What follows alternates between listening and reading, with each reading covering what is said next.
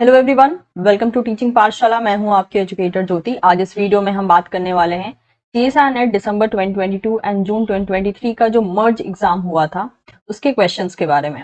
Already जो है developmental biology पे शिफ्ट 1 और शिफ्ट 2 के क्वेश्चंस का जो सॉल्यूशन वीडियो है वो ऑलरेडी चैनल पे जा चुका है, तो आप उसको देख सकते हैं। इस वीडियो में हम प्लांट फिजियोलॉजी के क्वेश्चंस को सॉल्व करेंगे और हमने लिया है शिफ्ट 1 से।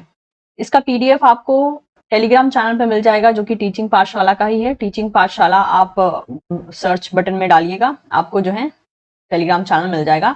आप वहां से पीडीएफ को डाउनलोड कर सकते हैं। पहला सवाल है, which one of the following statement is incorrect. कौन सा यहाँ पे स्टेटमेंट जो है इनकरेक्ट दिया गया है, यानी गलत दिया गया है। पहला ऑप्शन है AVR protein predominantly have a sec A secretion signal, यानी एवीआर प्रोटीन। सबसे पहले जान लेते हैं कि ये एवीआर प्रोटीन्स होती क्या है।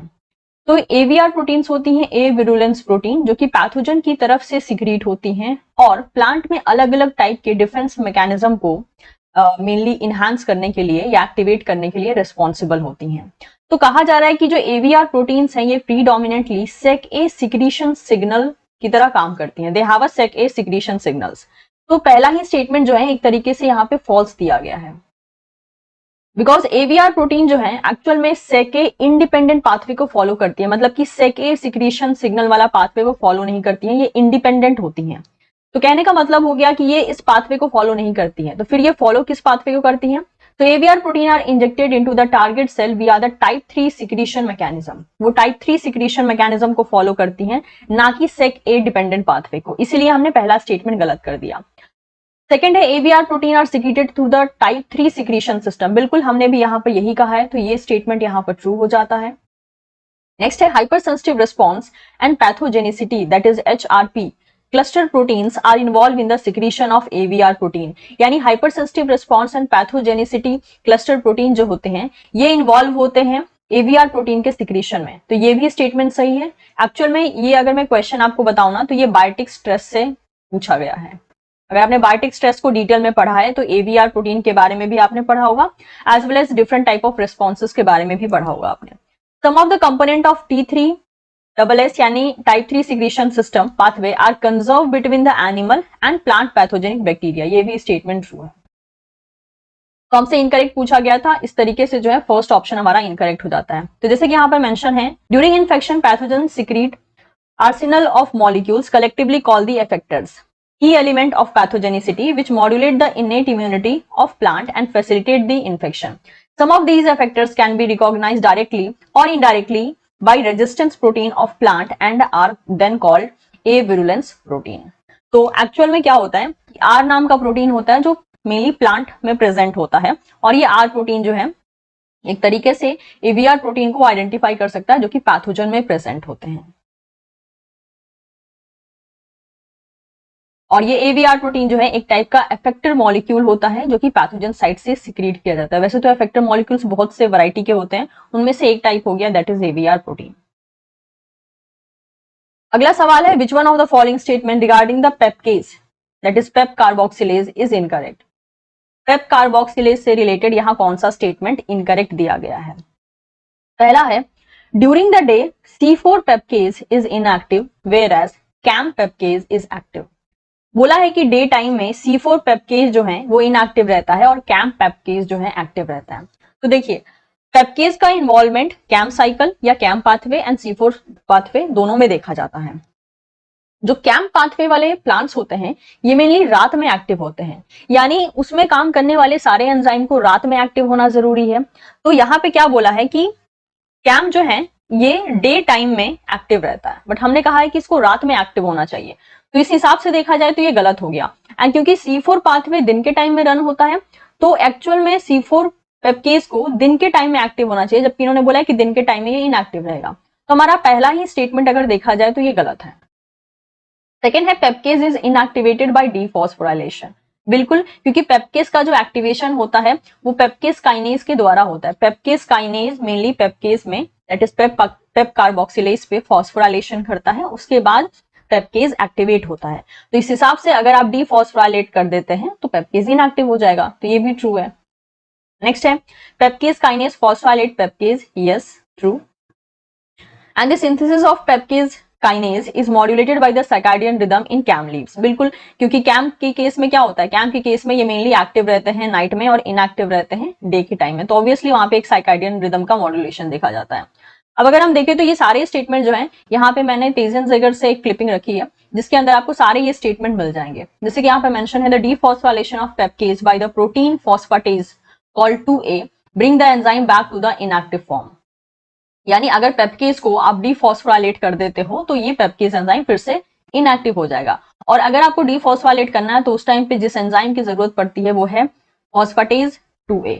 जबकि फॉस्फोराइलेशन यानी पेप्केज को मान लीजिए if you want to activate PEPcase, तो एक्टिवेशन के लिए आपको क्या चाहिए, एक्टिवेशन के लिए आपको चाहिए यहाँ पर एक तरीके से पेप्केज काइनेज।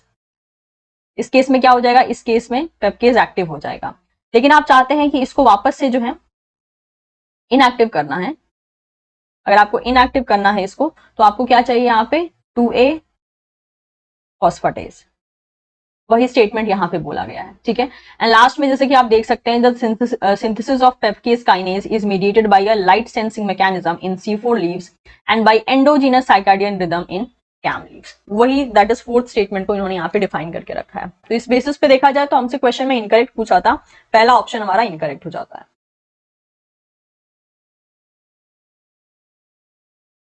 अगला सवाल है during the glycolysis in plant alanine and related amino acids are directly produced from which one of the following precursor।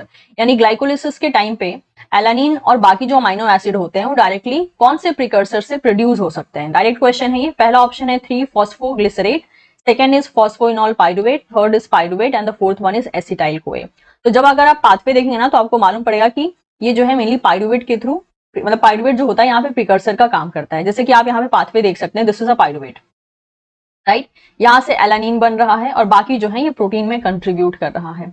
और यही सवाल जो है इन्होंने यहाँ पे पूछा था कि alanine and related amino acid कौन से प्रिकर्सर से बनते हैं, तो ये मेनली पाइरुवेट प्रिकर्सर से बनते हैं, इसलिए हमने ऑप्शन 3 को यहाँ पे सही किया है। अगला सवाल है which one of the following plant derived molecules is widely used as a analgesic. Analgesic क्या होते हैं, पेन रिलीवर होते हैं, मतलब दर्द को कम करने में दे आर मेनली यूज्ड। तो यहाँ पे ऑप्शन है abscisic acid, no. Salicylic acid का इस्तेमाल होता है obviously as a pain reliever. Next jasmonic acid बिल्कुल नहीं, जिब्रेलिक एसिड भी नहीं, ठीक है। तो we can go with the second option. अगला सवाल है given below are characteristic trait found in a sun or shade acclimated leaves.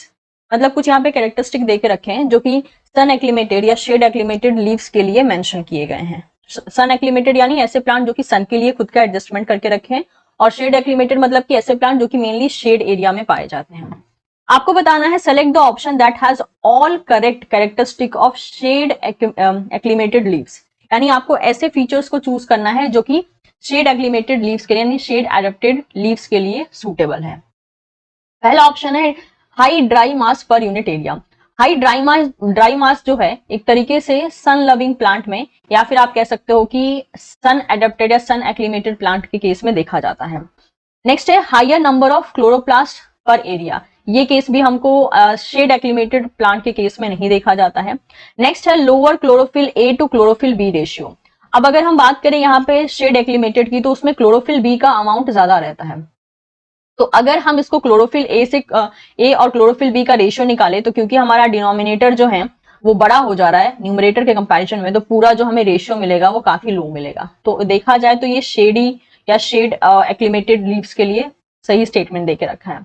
Next है लोअर डार्क रेस्पिरेशन पर एरिया। बिल्कुल, क्योंकि ये शेड आप कह सकते हो कि शेड एडेप्टेड या शेड एक्लिमेटेड लीव्स होते हैं, तो ऑफकोर्स उनमें जो है डार्क रेस्पिरेशन पर एरिया काफी लो देखा जाता है, तो ये भी सही हो जाता है।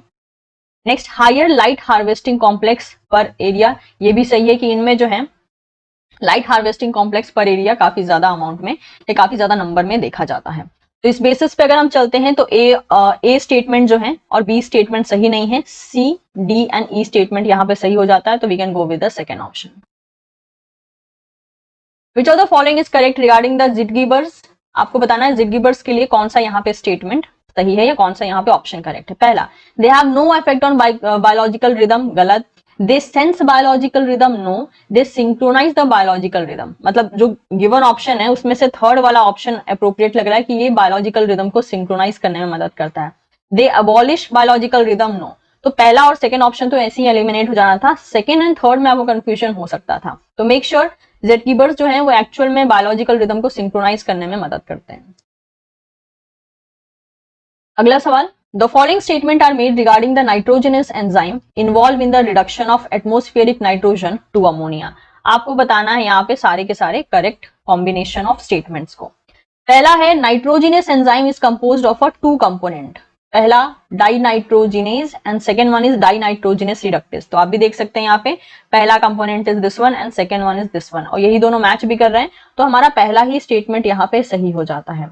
ए स्टेटमेंट सही होते ही सेकेंड एंड थर्ड ऑप्शन हम एलिमिनेट कर सकते हैं क्योंकि इसमें ए है ही नहीं। दोनों में डी कॉमन है जो बचे हुए स्टेटमेंट है, यानी हर हाल में डी स्टेटमेंट सही है, जैसे कि मेंशन है डी में MoFe protein contain the active site metal cluster where N2 bind, एकदम सही है। नेक्स्ट देखिए बी में क्या बोला गया है, बी में बोला गया है एमओएफई प्रोटीन इज अ होमोडाइमर। एमओएफई प्रोटीन होमोडाइमर होता है, बट दिस इज फॉल्स। ठीक है, होमोडाइमर मेनली जो है एफई प्रोटीन देखा जाता है, it is mainly the homodimer. Next Fe protein component is dinitrogenase. जो एफई प्रोटीन कंपोनेंट होता है वो डाइनाइट्रोजिनेज होता है, लेकिन ये क्या होता है, ये एक्चुअल में डाइनाइट्रोजिनेज रिडक्टेज होता है, ना कि ओनली डाइनाइट्रोजिनेज। तो ये क्या हो गया, ये भी स्टेटमेंट फॉल्स हो गया। तो बी गलत हो गया, सी गलत हो गया, तो बी गलत होने की वजह से ये हट गया, अब बच गया ये। ए और डी तो सही है, अब बच गया ई ऑप्शन। ई में बोला है Fe protein deliver electron to MoFe protein component in a reaction couple to the hydrolysis of NG-ATP। Yes, ये भी एकदम सही है, ये एक्चुअल में आपके रिएक्शंस के बारे में बताया गया है। तो इस बेसिस पे अगर हम चलते हैं तो ए डी ई ये तीनों स्टेटमेंट यहाँ पर सही हो जाते हैं। ठीक है, यहाँ पे आप देख सकते हैं दिस इज एफई प्रोटीन जो कि होमोडाइमर फॉर्म में है, एंड दिस इज एमओएफई प्रोटीन जहां पे जो है N2 का कन्वर्जन NH3 में हो रहा है। अगला सवाल अगेन मेटाबॉलिज्म से है। The following statement are made regarding the conversion of pyruvate to acetyl CoA going from glycolysis to citric acid cycle. यानी ग्लाइकोलिसिस से जो TCA साइकिल का मूवमेंट होता है, यानी जो इन्वॉल्वमेंट होता है जिसमें कि ग्लाइकोलिसिस का जो लास्ट प्रोडक्ट होता है वो समहाउ किस तरीके से TCA साइकिल में एंट्री ले रहा है, उसके बीच के यहाँ पे कुछ प्रोसेस को रखा गया है। आपको सारे के सारे करेक्ट ऑप्शन को पिक करना है। पहला है oxidation of pyruvate to acetyl CoA is reversible, but of course it is not. A गलत होते ही यहाँ पे ये वाला ऑप्शन हट जाता है। बाकी देखिए, बाकी यहाँ पे अगर आप और क्रॉस चेक करना चाहते हैं तो देखिए डी ऑप्शन तीनों में है, यानी डी ऑप्शन में हमें मेहनत नहीं करना है, डी ऑप्शन हम बिना पढ़े भी यहाँ सही कर सकते हैं क्योंकि बचे हुए ऑप्शन में डी है।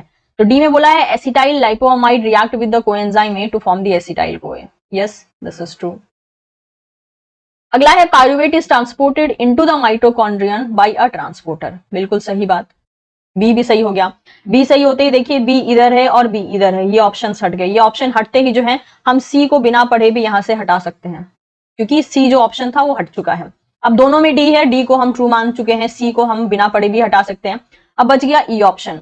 ई में देखिए क्या बोला गया है, ई में बोला है the flavoprotein dihydrolipoyl dehydrogenase containing the flavin adenine dinucleotide that is FAD is involved in conversion of pyruvate to acetyl CoA। तो ऑफ कोर्स जब अगर आप डिटेल में इनका रिएक्शन देखेंगे ना तो आपको FAD का इन्वॉल्वमेंट वहां पे मिल जाएगा। तो देखा जाए तो ये भी स्टेटमेंट सही है। तो इस बेसिस पे अगर हम चलते हैं तो बी डी एंड ई ये कॉम्बिनेशन सही है, so we can go with the fourth option.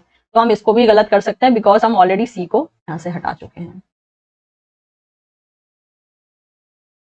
यहाँ पे मैंने पिक्चर आपके लिए लगा के रखी है रिगार्डिंग द TCA साइकिल कि किस तरीके से जो है पाइरुवेट से TCA साइकिल में किस तरीके से ट्रांजिशन किया जाता है। अगला सवाल है RuBisCO enzyme is involve in both reductive and oxidative carbon cycle in plant following are certain statements regarding them. कुछ स्टेटमेंट्स यहाँ पे दिए गए हैं, आपको बताना है ऑल करेक्ट स्टेटमेंट। पहला है शुगर आर प्रोड्यूस। अब क्वेश्चन में क्या है, रिडक्टिव पाथवे भी बोला गया है ना ऑक्सीडेटिव कार्बन साइकिल के बारे में भी बोला गया है। तो बोला है दोनों ही पाथवे में शुगर प्रोड्यूस होते हैं, but no this is wrong. दोनों ही पाथवे में शुगर प्रोड्यूस नहीं होते हैं क्योंकि एक रिडक्टिव साइकिल है दूसरा ऑक्सीडेटिव है, राइट। दोनों के जो फाइनल एम होता है that is a little bit different. Next ferredoxin is reduce only in the oxidative carbon cycle. जो फेरिडॉक्सिन होता है वो सिर्फ ऑक्सीडेटिव कार्बन साइकिल में ही रिड्यूस होता है, एकदम सही, true. Next product of oxidative cycle is one of the substrate of reductive cycle, एकदम सही है। जो ऑक्सीडेटिव साइकिल का प्रोडक्ट होता है वो एक्चुअल में रिडक्टिव साइकिल का एक तरीके से सबस्टेट की तरह काम करता है। Next NADP and ATP are used in both the cycle and again this is wrong. तो इस बेसिस पे हम चलते हैं तो B एंड C को हम करेक्ट मान सकते हैं, that is B and C का कॉम्बिनेशन यहाँ पे करेक्ट है। So we can go with the fourth option. अगला सवाल है यहाँ पे PR प्रोटीन से रिलेटेड जो कि प्लांट्स में पाए जाते हैं एज वेल एज वो कौन सी एक्टिविटी करते हैं, इससे रिलेटेड यहाँ पे मैच द फॉलोइंग पूछा गया है। तो ये वो टेबल है जहां से एक्चुअल में आपको क्वेश्चन मिला है। ये सारे PR प्रोटीन्स के आपको फंक्शंस याद रहने चाहिए क्योंकि इस पे पहले भी DBT में भी क्वेश्चंस आए थे और अब आप देख सकते हैं CSR में भी इनसे क्वेश्चंस आने लगे हैं। तो यहाँ प्रोटीन्स हैं, यहाँ पे एक्टिविटीज हैं, ठीक है। PR2 की बात करते हैं अगर PR2 तो ये देख सकते हैं पैथो, ये PR प्रोटीन्स होती हैं पैथोजेनेसिस रिलेटेड प्रोटीन्स। तो PR2 का फंक्शन क्या है, बीटा 1,1,3 ग्लूकेनेज एंड 4। तो यहाँ पे हम इसको ऑप्शन में ले सकते हैं, दैट इज A का हो गया फर्स्ट ऑप्शन। PR3 का फंक्शन क्या होता है, type 1, type 2 and type 4 chitinase का काम करते हैं। तो PR3 जो है एक तरीके से हमारा सेकंड ऑप्शन सही हो जाता है, B का हो गया सेकंड ऑप्शन। PR6 क्या है, ये प्रोटीनेज इनहिबिटर की तरह काम करता है। तो देखिए एक्चुअल में देखा जाना तो इन्होंने पूरा मैच करके ही देखे रखा है। एंड D का हो गया आपका fourth, that is PR10 ribonuclease like. तो PR10 आप देख सकते हैं राइबोन्यूक्लियस। तो A का 1, B का 2, C का 3 एंड D का 4। A का 1, B 2, C 3, D 4। Second option आपका सही हो जाता है। रेफरेंसेस मैंने यहाँ मेंशन कर दिया, आप चाहें तो यहाँ पे विजिट करके इसका डिटेल भी देख सकते हैं, मैंने ये रिसर्च गेट से लिया। अगला सवाल है, following statement are made regarding the plant national product terpenes. आपको बताना है यहाँ पे सारे करेक्ट कॉम्बिनेशंस। पहला है मोनोटारपिन्स आर 5 कार्बन कंपाउंड। नो, मोनोटारपिन्स क्या होते हैं, 10 कार्बन होते हैं। हेमीटारपिन्स जो होते हैं, जो हेमीटारपिन्स होते हैं दे आर 5 कार्बन। तो ये क्या हो गया, ये हो गया फॉल्स। ए हट गया, ए हटते ही देखिए ये भी हट गया, ये भी हट गया, राइट। नेक्स्ट देखिए, the anti malarial drug artemisinin is a sesquiterpene. एकदम सही है। आर्टेमिसनिन जो है ये एक सेस्क्विटारपिन का एग्जांपल है जो कि 15 कार्बन कंपाउंड कंसिडर किया जाता है। नेक्स्ट है, azadirachtin is a tritarpin derivative from the seed oil of the Asian neem trees। तो आप देख सकते हैं यहाँ पे azadirachtin जो है एक्चुअल में एक ट्राइटारपिन का ही एग्जांपल है, ठीक है, जो कि एक तरीके से जो है यहाँ पर नीम ट्री से ऑब्टेन किया जाता है। तो ये देखा जाए तो ये भी सही है, यानी B और C यहाँ पर सही हो जाते हैं।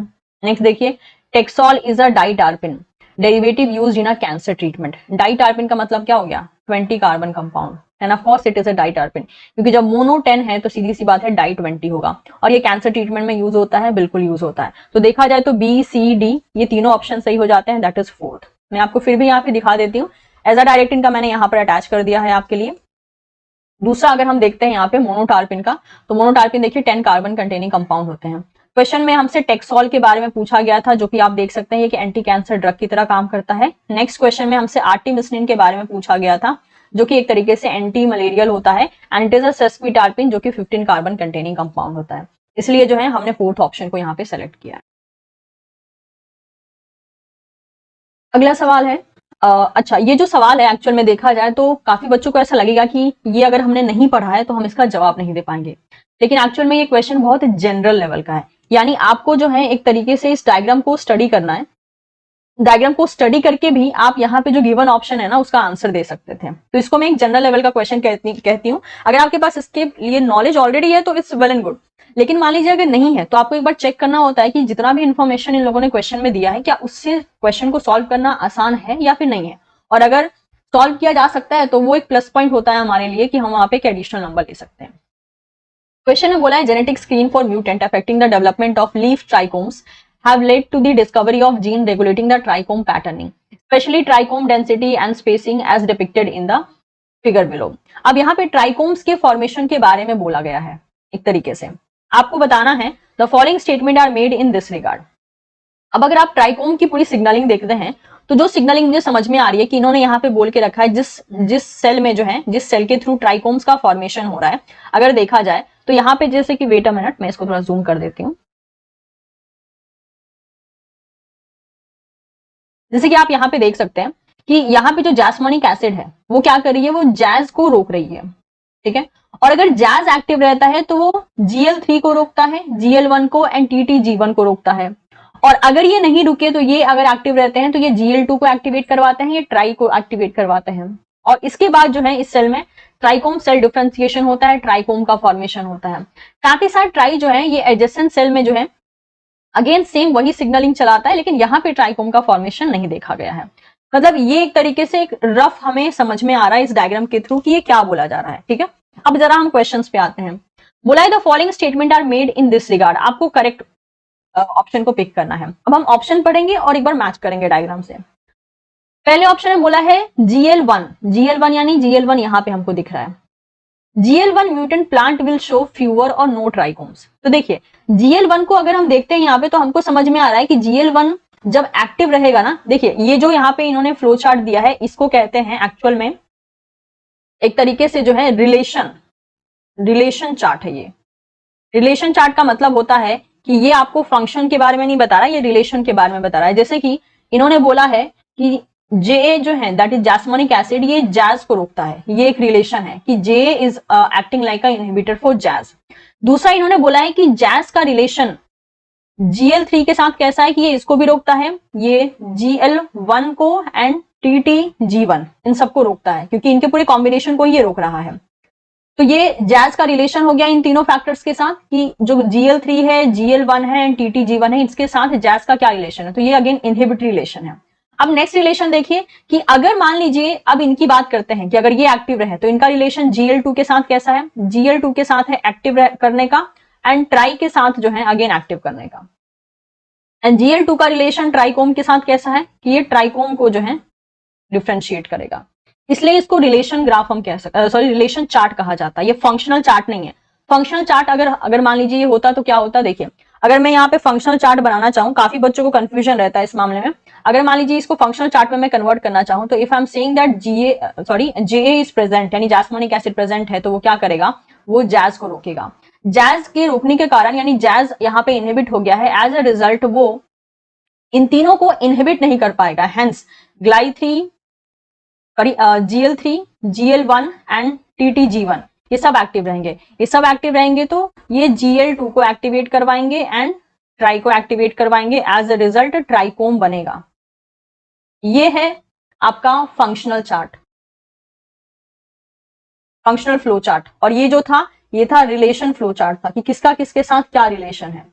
फंक्शनल चार्ट ये पहला केस है। दूसरा केस क्या बन सकता है कि मान लीजिए जैस्मोनिक एसिड नहीं है, देयर इज नो जैस्मोनिक एसिड, उस केस में क्या रहेगा, उस केस में जैज एक्टिव रहेगा। क्यों, क्योंकि जैज को इनहिबिट करने का काम जैस्मोनिक एसिड कर रहा था। अगर जैज एक्टिव है तो अब ये क्या करेगा, ये एक्चुअल में GL3, GL1 एंड TTG1 इन सबको रोक देगा। इन सबके रुकने के कारण क्या होगा कि GL2 जो है यहाँ पे एक्टिव नहीं हो पाएगा और ना ही एक तरीके से यहाँ पे ट्राई काम कर पाएगा। एज अ रिजल्ट जो ट्राइकोम बनने वाला पाथवे था वो काम नहीं करेगा। ये है सेकेंड केस। अगेन ये भी एक फंक्शनल चार्ट है। तो मैं उम्मीद करती हूँ आपको समझ में आ रहा होगा कि relation chart and functional chart में क्या डिफरेंस होता है। मैक्सिमम बुक में हमको रिलेशन चार्ट दिए जाते हैं, इसलिए बच्चों को वो जल्दी समझ में नहीं आता है कि भाई अगर ये इसको इनहिबिट कर रहा है तो फिर ये इसको कैसे इनहिबिट कर सकता है। नो, ये एक्चुअल में इनके बीच का रिलेशन बता रहा है, इसके बीच का अलग रिलेशन है और इनके बीच का अलग रिलेशन है, फिर इनके बीच का अलग रिलेशन है। लेकिन फंक्शनल चार्ट में क्या होता है, एक्चुअल में पता चलता है कि पाथवे में हो क्या रहा है। लेकिन रिलेशन चार्ट में हमें फंक्शन के बारे में बाद में पता चलता है, पहले हमें रिलेशन समझ में आता है। तो अब आते हैं क्वेश्चन पे, राइट। अभी और अच्छे से आपको क्वेश्चन समझ में आ जाएगा। बोला है GL1 mutant will show fewer और नो ट्राइकोम। मान लीजिए GL1 को म्यूटेट कर दिया आपने यहाँ पे, यानी इस केस में जो है, इस केस में GL1 म्यूटेट हो गया, ठीक है। तो क्या होगा, अब GL1 म्यूटेट हो जाएगा जैसे यहाँ पर मेंशन है, तो ये इन सबका कॉम्बिनेशन ही GL2 को एक्टिव करवा रहा है, ट्राई को एक्टिव करवा रहा है, जिसकी वजह से ट्राइकोम का डिफरेंशिएशन हो रहा है। तो चांसेस है कि GL1 अगर म्यूटेट हो जाता है तो या तो बहुत कम ट्राइकोम बनेगा या फिर ट्राइकोम बनेगा ही नहीं, क्योंकि इसका एक्टिव पार्टिसिपेशन है ट्राइकोम सेल को डिफरेंशिएट करवाने में। तो अगर हम इसको देखते हैं तो हमें ये स्टेटमेंट सही लग रहा है, क्योंकि कोई चीज जो है ट्राइकोम बना रही थी वो म्यूटेट हो गई तो वो ट्राइकोम नहीं बनाएगी या बहुत कम नंबर में ट्राइकोम बनाएगी। अगला देखिए, cell that form trichome strongly express the GL2 and TRY gene. ऐसे सेल जो कि ट्राइकोम बनाते हैं, ठीक है, वो एक्चुअल में स्ट्रॉन्ग तरीके से GL2 एंड ट्राइजीन को एक्सप्रेस करते हैं। अब यहाँ पे अगर मैं इमेज देखती हूँ तो मुझे ये भी स्टेटमेंट सही लग रहा है, क्योंकि जहां जहां ट्राइकोम फॉर्म हो रहा है वहां पे GL2 एंड ट्राइजीन एक्सप्रेस हो रहे हैं। अगला देखिए, TRY protein act as a positive regulator of trichome cell differentiation in the surrounding cell. TRY protein जो है पॉजिटिव रेगुलेटर की तरह काम कर रहा है ट्राइकोम सेल डिफरेंशिएशन में, मेनली सराउंडिंग सेल में। बट अगर हम ध्यान दें तो यहाँ पे यहाँ पे ट्राइजीन है, एक्चुअल में देखा जाए एक तरीके से तो ये जो है जिस सेल में ये एक्टिव हो रहा है उसी सेल को ये ट्राइकोम में डिफरेंशिएट करने में मदद कर रहा है, राइट। तो ये सराउंडिंग सेल के लिए नहीं कर रहा है, हम कह सकते हैं, क्योंकि सराउंडिंग सेल यहाँ पर है, राइट, लेकिन ट्राइकोम का फॉर्मेशन यहाँ हो रहा है, तो सराउंडिंग सेल के लिए हम इसमें एग्री नहीं कर सकते हैं। अगला है addition of exogenous JA will reduce the number of leaf trichome. अगर आप बाहर से जास्मोनिक एसिड अप्लाई करते हो तो नंबर ऑफ ट्राइकोम जो है, जो कि लीव्स पे प्रेजेंट होते हैं, वो रिड्यूस हो जाएंगे, बट ये रिड्यूस नहीं होगा, क्योंकि हमें दिख रहा है कि जास्मोनिक एसिड जो है एक पॉजिटिव रेगुलेटर की तरह काम कर रहा है for the formation of trichome, तो इसको एक्चुअल में इंक्रीज होना चाहिए, ना कि डिक्रीज, तो ये हम फॉल्स कह सकते हैं। एटलीस्ट यहाँ पे डिक्रीज तो नहीं होगा, क्योंकि JA के प्रेजेंस की वजह से जो है यहाँ पर ट्राइकोम का फॉर्मेशन देखा जा रहा है, तो ये भी फॉल्स हो गया। तो इस बेसिस पे अगर हम चलते हैं तो A एंड B यहाँ पे जो स्टेटमेंट है उसे हम सही मान सकते हैं, दैट इज पहला ऑप्शन। अगला सवाल है given below are the list of abiotic environmental factor and the primary effect in plant. यहाँ पे मैच द फॉलोइंग दिया गया है कि फैक्टर्स ये हैं और उनके इफेक्ट क्या रहेंगे। तो देखिए, वाटर डेफिसिट का मतलब होता है पानी की कमी, पानी की कमी का मतलब हो गया वाटर पोटेंशियल का रिडक्शन, तो ए को अगर देखा जाए तो ए के साथ हम फोर्थ को मैच कर सकते हैं। नेक्स्ट देखिए, और कौन से कॉमन एग्जाम्पल है जो जिसमें कि आप गलती कभी नहीं कर सकते हैं। डी देखिए, high light intensity, high light intensity that is photo inhibition, जैसे ही लाइट ज्यादा पड़ेगी फोटो इनहिबिशन हो जाएगा, राइट, लाइट से रिलेटेड है फोटो इनहिबिशन, तो ये हो जाता है आपका थर्ड ऑप्शन। नेक्स्ट है फ्लडिंग, फ्लडिंग यानी बहुत ज्यादा अमाउंट में पानी का प्रेजेंट रहना, जिसकी वजह से जो रूट्स होते हैं प्लांट के वहां पे हाइपोक्सिया क्रिएट हो जाता है, यानी ऑक्सीजन की कमी क्रिएट हो जाती है, तो अगर सी का देखा जाए तो सेकेंड ऑप्शन हो जाएगा। और लास्ट बच गया है सेलिनिटी, सेलिनिटी के केस में क्या हो सकता है, आयरन टॉक्सिसिटी का कंडीशन देखा जा सकता है, तो बी का हो गया फर्स्ट। तो हम इस तरीके से जा सकते हैं, दैट इज ए का फोर्थ यहाँ दो ऑप्शन में है, बी का वन इसमें है, सी का 2 एंड डी का 3, so we can go with the second option। अगला सवाल है sucrose phosphate synthase that is SPS and sucrose phosphate phosphatase that is SPP are two key enzyme involve in the biosynthesis of sucrose. Following are certain statement regarding these two enzymes. तो यहाँ पे sucrose synthesis से related question पूछा गया है, जिसमें दो main enzyme को मेंशन किया है। अब इस क्वेश्चन को करने के लिए आपको पाथवे याद रहना चाहिए, ठीक है। पहला आपको बताना है ऑल करेक्ट स्टेटमेंट। पहला है fructose 6 phosphate is one of the substrate of SPS that is sucrose phosphate synthase. तो फ्रुक्टोज 6 फॉस्फेट जो है ये वन ऑफ द सबस्ट्रेट माना जाता है SPS एंजाइम के लिए। और अगर मैं आपको पाथवे दिखाती हूं तो आप यहाँ पे देख सकते हैं कि सुक्रोज फॉस्फेट जो है ये एंजाइम है ये रहा यहाँ पे सुक्रोज फॉस्फेट SPS, राइट, और इसका सबस्ट्रेट देखिए यहाँ पर फ्रुक्टोज 6 फॉस्फेट है जो कि एज अ सबस्ट्रेट काम कर रहा है। तो फ्रुक्टोज 6 फॉस्फेट जो है यहाँ पे वन ऑफ द सबस्ट्रेट माना जा सकता है किसका, सुक्रोज फॉस्फेट सिंथेज का, यानी SPS का। तो अगर देखा जाए तो ये स्टेटमेंट एकदम सही है, ट्रू है। नेक्स्ट देखिए, fructose 6 phosphate and UDP glucose are the substrate of SPP enzyme. SPP यहाँ पर ये है, देख सकते हैं आप, ये रहा sucrose phosphate phosphatase that is SPP। तो इसका सबस्ट्रेट कौन है, इसका सबस्ट्रेट होगा सुक्रोज फॉस्फेट। लेकिन क्वेश्चन में क्या बोला है, क्वेश्चन में बोला है कि UDP glucose and fructose 6 phosphate जो है वो SPP के सबस्ट्रेट है, बट ये दोनों सबस्ट्रेट एक्चुअल में SPS के हैं, इसलिए ये जो स्टेटमेंट है ये फॉल्स हो जाएगा।